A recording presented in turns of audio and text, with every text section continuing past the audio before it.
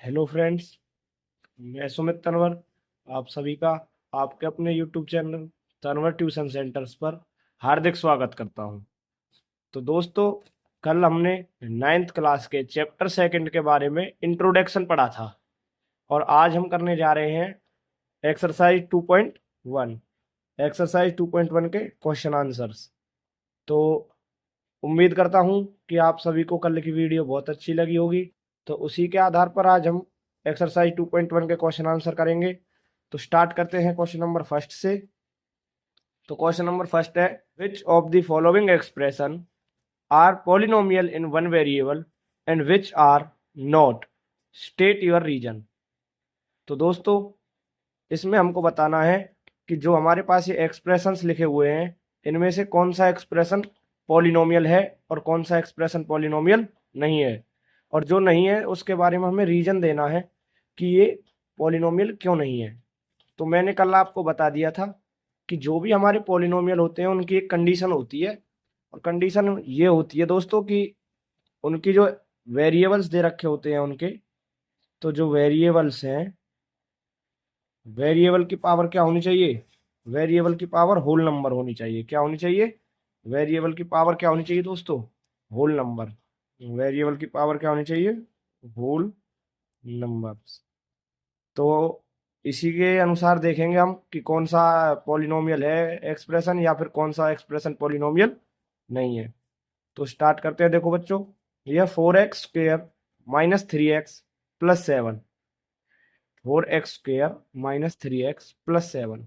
तो यहाँ पे देखो, इस वेरिएबल की पावर है 2 और इस वेरिएबल की पावर है 1, और इसमें हम मान के चलते हैं यहाँ पे x की पावर 0 होगा। तो बच्चों, किसी की भी पावर अगर 0 होता है तो वो होता है 1 के बराबर। तो यहाँ पे आएगा 1, और 1 मल्टीप्लाई 7 तो 7 आ जाएगा। तो यहाँ पे 2 भी और 1 भी और 0 भी, बच्चों ये तीनों के तीनों क्या हैं? ये तीनों के तीनों होल नंबर्स हैं। क्या हैं? Whole numbers. तो जब इनकी वेरिएबल की पावर होल नंबर है तो हम इसको क्या बोल सकते हैं? इसको हम पॉलिनोमियल बोल सकते हैं। तो इसका आंसर क्या लिख देंगे? इसका आंसर यस लिख देंगे। क्या लिख देंगे इसका आंसर? यस। तो अगले क्वेश्चन को स्टार्ट करते हैं बच्चों। देखो, इसमें y² प्लस रूट 2। तो बच्चों, हमको यहाँ पे केवल और केवल वेरिएबल की ही पावर को देखना है, ना कि कांस्टेंट की। तो यहाँ पे वेरिएबल की पावर क्या है बच्चों? यहाँ पे वेरिएबल की पावर है 2। तो 2 भी एक होल नंबर है, तो इसीलिए ये भी क्या हो गया? एक पॉलिनोमियल। तो इसका आंसर भी क्या आएगा? यस। क्या आएगा? यस। तो अगले क्वेश्चन को देखते हैं। Question number third, 3√t plus t√2, 3√t plus t√2। तो यहाँ पे देखो बच्चों, वेरिएबल है हमारा t। वेरिएबल क्या है? t। तो बच्चों, यहाँ पे हमारा जो वेरिएबल है वो है t, और यहाँ पे जो t की जो पावर है, जो t की पावर है वो है रूट। और रूट का जो अर्थ होता है बच्चों, वो होता है, रूट का अर्थ होता है पावर 1/2। पावर 1/2। तो 1/2 को तो हम देखो बच्चों सॉल्व करते तो आता है 0.5। 0.5 तो एक होल नंबर नहीं है, ये तो एक डेसिमल नंबर है। तो इसीलिए हम क्या कह सकते हैं कि जो यहाँ पे हमारा वेरिएबल है इसकी जो पावर है वो एक होल नंबर नहीं है, इसीलिए ये क्या नहीं है? एक पॉलिनोमियल नहीं है। तो इसका आंसर आएगा नो। अगर आप रीजन में लिखना चाहो तो रीजन में आप लिख सकते हो, because it's power of variable, power of variable is not in whole number, not in whole numbers.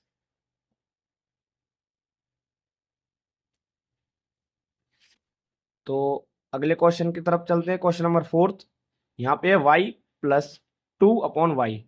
तो बच्चों, आपने क्लास 8th के अंदर पढ़ा होगा पावर एंड एक्सपोनेंट चैप्टर। तो पावर और एक्सपोनेंट चैप्टर के अंदर जो हम पढ़ते हैं वो पढ़ते हैं, अगर कोई पावर ऊपर माइनस की है और हम उसको रेसिप्रोकल कर देते हैं उसका, तो वो नीचे आके प्लस की हो जाती है, या फिर नीचे प्लस की है तो ऊपर जाके किसकी हो जाती है? माइनस की। तो ऐसे ही देखो बच्चों, यहाँ पे तो इसका जो वेरिएबल y है इसकी जो पावर है वो 1 है, लेकिन यहाँ पे जो इसकी जो पावर है ना वो 1 है। लेकिन जब हम इसको ऊपर लेके जाएंगे तो ये बन जाएगी -1। और -1 बच्चों एक इंटीजर होता है, एक होल नंबर नहीं होता। इसीलिए इसका आंसर भी क्या आएगा, इसका आंसर भी नो आएगा। इसका आंसर भी क्या आएगा बच्चों, नो। अगले क्वेश्चन की तरफ चलते हैं बच्चों। Question number fifth. Question number fifth है x⁻10 + y³ + t⁻50। तो बच्चों यहाँ पे x⁻10 है और y⁻3 है और t⁻50 है।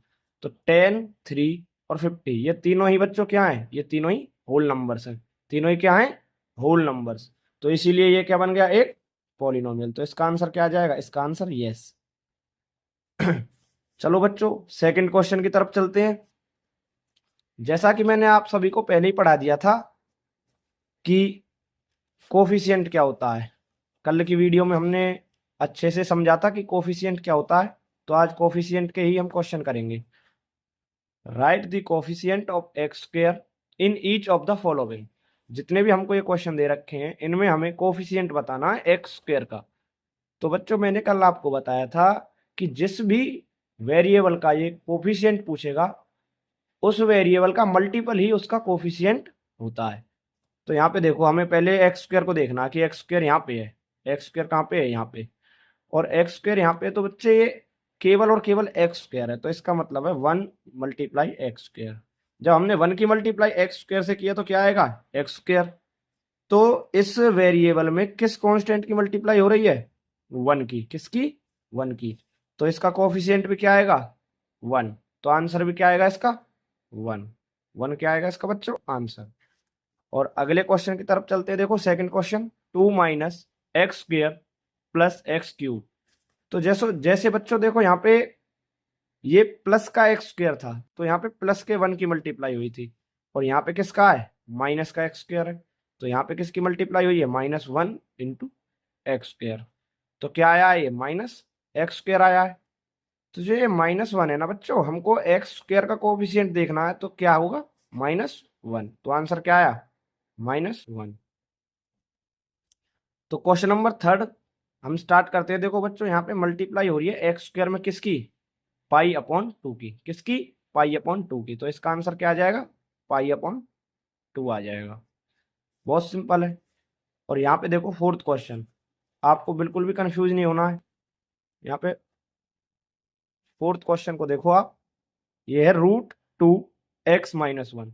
यहाँ पर तो x² है ही नहीं और हमें कोफिशिएंट किसका चाहिए, हमें कोफिशिएंट चाहिए x² का। लेकिन यहाँ पे x² तो है ही नहीं।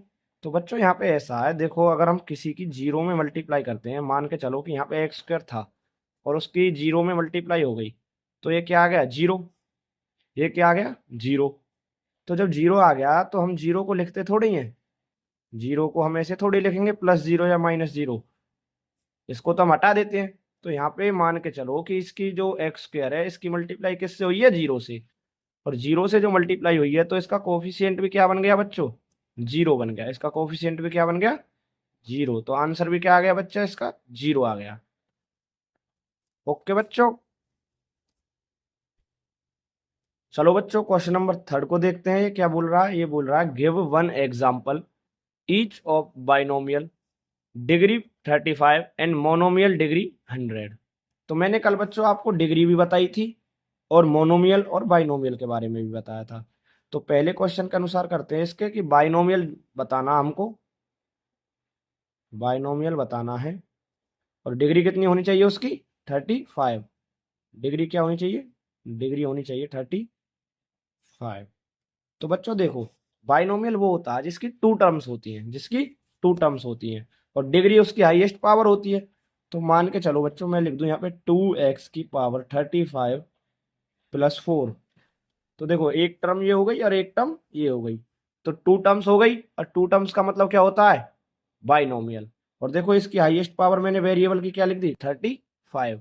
तो ये क्या हो गई, इसकी डिग्री। तो इसका आंसर आप कुछ भी लिख सकते हो बच्चा। जैसे कि आप यहाँ पे ये भी लिख सकते हो कि भैया 9y⁵ + 4y²। और यहाँ पे आप कुछ भी इसका आंसर लिख सकते हो। और देखो दूसरा जो क्वेश्चन है वो है मोनोमियल विद डिग्री 100। तो मोनोमियल मैंने अभी आपको बताया कि जिसमें वन टर्म होती है, जिसमें वन टर्म होती है। तो जैसे इसका आंसर लिख दूं मैं 9 z⁻100 3 x⁻100। तो ये जितने दोनों मैंने लिखे हैं, ये दोनों क्या हैं? ये दोनों मोनोमियल हैं विद डिग्री 100। ये दोनों क्या हैं? Monomial with degree 100। तो आशा करता हूं बच्चों आपको ये तीन क्वेश्चन बहुत अच्छे से समझ में आ गए होंगे। चलते हैं क्वेश्चन नंबर फोर्थ की तरफ। तो क्वेश्चन नंबर फोर्थ क्या बोल रहा है? क्वेश्चन नंबर फोर्थ बोल रहा है कि right the degree of polynomial. हमको यहाँ पे पॉलिनोमियल दे रखे हैं इन्होंने, और इनकी क्या बतानी है? हमको डिग्रीज बतानी है। क्या बतानी है बच्चों? डिग्री। तो अभी मैंने आपको थर्ड क्वेश्चन में बताया है कि जो हाईएस्ट पावर होती है वो वेरिएबल की जो हाईएस्ट पावर होती है वो उस पॉलिनोमियल की डिग्री बन जाती है। तो इसमें भी हमको हाईएस्ट पावर बतानी है। जो वेरिएबल की हाईएस्ट पावर होगी वह उसकी क्या होगी? पॉलिनोमियल की डिग्री। तो यहाँ पे देखो बच्चों, ये 5x³ plus 4x² plus 7x। तो यहाँ पे x की पावर है 3 और यहाँ पे x की पावर है 2 और यहाँ पे x की पावर है 1। x की पावर है 1। तो इसमें वेरिएबल की जो हाईएस्ट पावर है वो क्या है? 3। तो आंसर क्या आ जाएगा इसका? 3। 3 क्या आ जाएगा इसका? आंसर आ जाएगा। और अगले क्वेश्चन को देखते हैं। देखो 4 - y²। 4 - y²। तो यहाँ पे जो वेरिएबल है वो है y, और y की जो पावर है बच्चों वो क्या है? 2। y की पावर 2 है तो इसका आंसर भी क्या आ जाएगा? 2। इसके अलावा इसमें और कोई वेरिएबल ही नहीं है। अगले क्वेश्चन को देखो, क्वेश्चन नंबर थर्ड। यहाँ पे 5t -√7। 5t -√7। तो बच्चों ये जो t है ना, ये अकेला t लिखा हुआ है तो इसका मतलब है इसकी पावर 1 है, और इसके अलावा यहाँ पे कोई और वेरिएबल भी नहीं है। तो मतलब इसकी जो हाईएस्ट पावर है वो क्या है? 1। और 1 है हाईएस्ट पावर, तो क्या लिख देंगे? इसका आंसर भी 1 ही आ जाएगा। इसकी डिग्री भी क्या आ जाएगी? 1 आ जाएगी। और देखो बच्चों फोर्थ क्वेश्चन में केवल आपको 3 दिख रहा है। केवल आपको 3 दिख रहा है। तो बच्चों इसका मतलब मैंने आपको पहले भी बताया था कि अगर मान लो कि x है और x की पावर में 0 लिख दूं। मान लो कि x है और x की पावर में 0 लिख दूं तो ये 1 आएगा। और 1 की भी मैं किसी भी मल्टीप्लाई करूंगा कांस्टेंट में तो क्या आएगा? कांस्टेंट ही आएगा ना निकल के। तो ये केवल कांस्टेंट है। तो इसकी पावर में मान के चलता हूँ यहाँ पे x की पावर 0 होगी। x की पावर 0 होगी तभी तो ये 1 बना है, और 1 की मल्टीप्लाई 3 से हुई है तो 3 आ गया। तो इसका मतलब इसकी हाईएस्ट पावर क्या वेरिएबल की? 0। तो इसका आंसर भी क्या आ जाएगा? 0। तो ये क्या है? इसकी डिग्री। और इस पॉलिनोमियल को हम बोलते हैं बच्चों जीरो पॉलिनोमियल। इस टाइप के जो पॉलिनोमियल होते हैं जिनकी जो वेरिएबल की पावर 0 होती है उनको हम क्या बोलते हैं? Zero polynomial. तो क्वेश्चन नंबर फिफ्थ को अब हम स्टार्ट करते हैं बच्चों।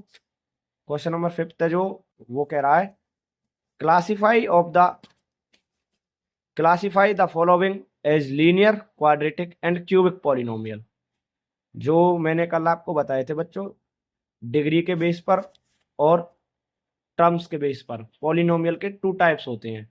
तो अभी हमने यहाँ पे बाइनोमियल और मोनोमियल जो किए थे क्वेश्चन में ऊपर, वो थे टर्म्स के बेस पर, और अब हमको बताने डिग्री के बेस पर। तो डिग्री अभी मैंने आपको बताई दी है कि जो हाईएस्ट पावर होती है पॉलिन वेरिएबल की वो क्या होती है? पॉलिनोमियल की डिग्री होती है। तो देखो यहाँ पे हमको बताना है कि क्वाड्रेटिक क्या होता है, लीनियर क्या होता है और क्यूबिक क्या होता है। तो जिसकी हाईएस्ट पावर 1 होती है, जिस भी वेरिएबल की हाईएस्ट पावर 1 होती है पॉलिनोमियल के अंदर, वह लीनियर होता है, लीनियर पॉलिनोमियल। जिसकी हाईएस्ट पावर 2 होती है वह क्वाड्रेटिक होता है, और जिसकी हाईएस्ट पावर 3 होती है वह क्यूबिक होता है। ओके बच्चों, आशा करता हूँ कि आपको बहुत अच्छे से समझ में आ रहा होगा जो कुछ भी मैं पढ़ा रहा हूँ आपको। तो देखो स्टार्ट करते हैं question number first. Question number first के अंदर क्या है? x² plus x. और देखो यहाँ पे x की पावर 1 है, x की पावर 1 है ना, तो यहाँ पे हाईएस्ट पावर क्या है? 2। और जब हाईएस्ट पावर 2 होती है तो क्या होता है? वो क्वाड्रेटिक पॉलिनोमियल। क्या होता है बच्चों? Quadratic polynomial. ओके बच्चों।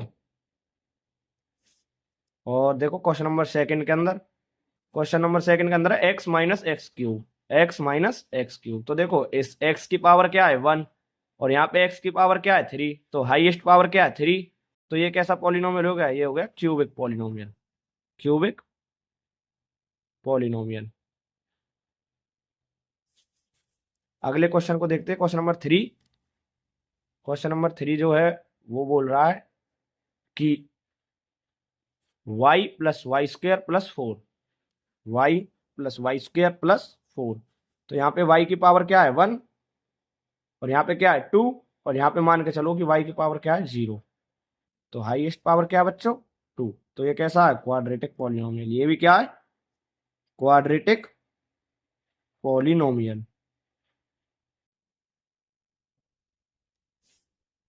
देखो क्वेश्चन नंबर 4 को 1 प्लस एक्स, तो एक्स की पावर यहाँ पे क्या है 1, एक्स की पावर यहाँ पे क्या है 1। तो ये कैसा है लीनियर पॉलिनोमियल। ये कैसा है लीनियर पॉलिनोमियल। ठीक है बच्चों, बहुत सिंपल क्वेश्चन है इस एक्सरसाइज के अंदर। ये पॉलिनोमियल चैप्टर ही बहुत आसान है। देखो 5th क्वेश्चन 3t, ये क्या 3t, तो t की पावर क्या है 1। तो ये भी कैसा हो गया लीनियर पॉलिनोमियल, आसान है बिल्कुल।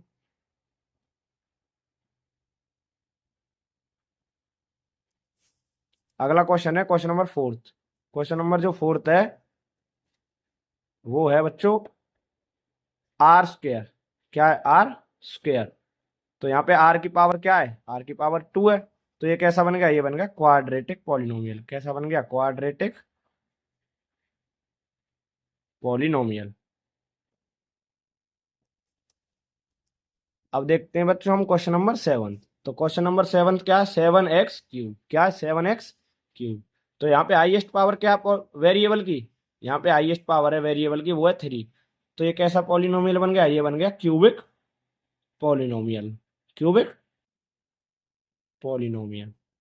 तो बच्चों जो आपकी एक्सरसाइज 2.1 है वो यहाँ पे क्लियर कंप्लीट हो गई है, और कल हम करेंगे एक्सरसाइज 2.2 के क्वेश्चंस। और बच्चों आशा करता हूँ कि जो भी कुछ मैं आपको पढ़ा रहा हूँ वो आपको समझ में आ रहा होगा। आप मेरी वीडियो को लाइक करें, चैनल को सब्सक्राइब करें और वीडियो को शेयर करें। धन्यवाद।